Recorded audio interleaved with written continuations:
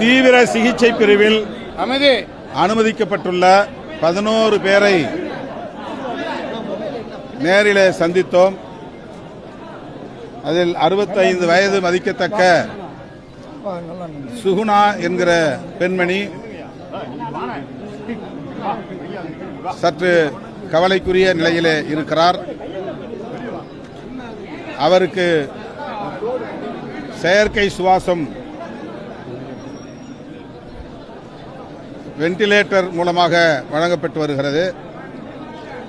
அவரை காப்பாற்ற உயர் சிகிச்சை அளிக்க வேண்டும் என்று மருத்துவரிடத்தில் கோரியிருக்கிறோம். இங்கே போதுமான வசதி இல்லாவிட்டால் மதுரை அல்லது திருச்சி போன்ற இடங்களில் உயர் சிகிச்சை அளிப்பதற்கு வாய்ப்பு இருந்தால் அங்கே அனுப்ப வேண்டும் என்கிற கோரிக்கையை முன்வைத்திருக்கிறோம். மற்றபடி 10 பேர் ஆபத்தான நிலையில் இருந்து தப்பித்திருக்கிறார்கள். அவர்கள் இன்னும் ஓரிரு நாட்களில் உடல் நலத்தோடு வீடு திரும்புவார்கள் என்று பெரிதும் நம்புகிறோம்.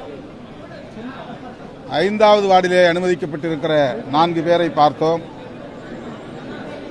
அதில் ஒருவர் மட்டும்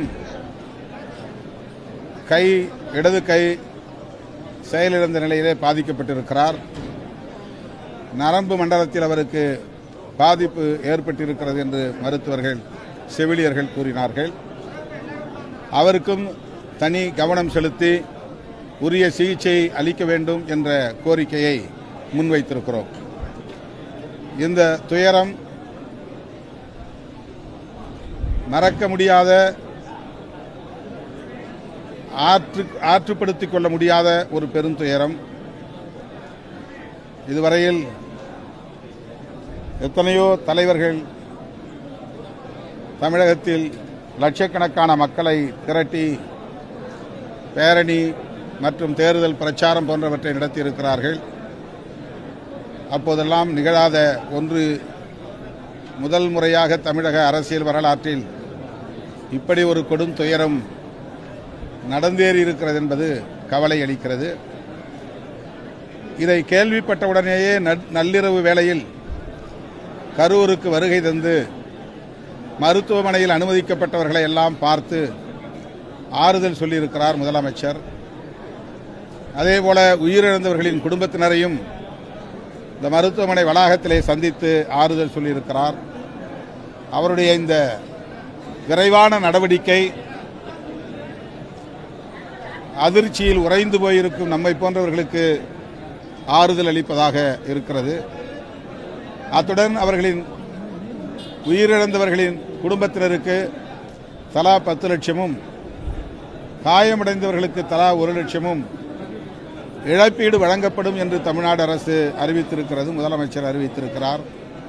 விடுதலை சிறுத்தைகள் கட்சியின் சார்பிலே உயிரிழந்தோரின் குடும்பத்திற்கு கூடுதலாக நிதி உதவி வழங்க மாண்புமிகு முதல்வர் முன்வர வேண்டும் என்று வேண்டுகோள் விடுக்கிறோம். இது கூட்ட நெரிசலில் நடந்த ஒரு துயர சம்பவம். இதை ஆக்சிடென்ட் என்று மட்டுமே சொல்ல முடியும்.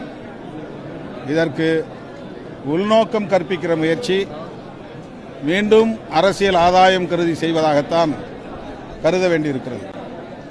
இதிலே யாரும் அரசியல் உள்நோக்கத்தோடு கருத்து சொல்வதோ செயல்படுவதோ பொருத்தமானதில்லை, ஏற்புடையதில்லை. நடிகர் விஜய் தான் இதற்கு காரணம் என்று சொல்லுவதோ அல்லது காவல்துறை தான் காரணம் என்று சொல்லுவதோ பிரச்சனைகளை திசை திருப்புவதாகத்தான் அமையுமே தவிர பாதிக்கப்பட்டோருக்கு அது எந்த வகையிலும் பயன்படாது. இதுபோன்ற நடவடிக்கைகள் பிற்காலத்தில் நடைபெறாமல் தடுக்க வேண்டும் என்பதற்கும் அது உதவாது. எனவே இதில் அரசியல் விளையாட்டு தேவையில்லை என்பது என்னுடைய கருத்து.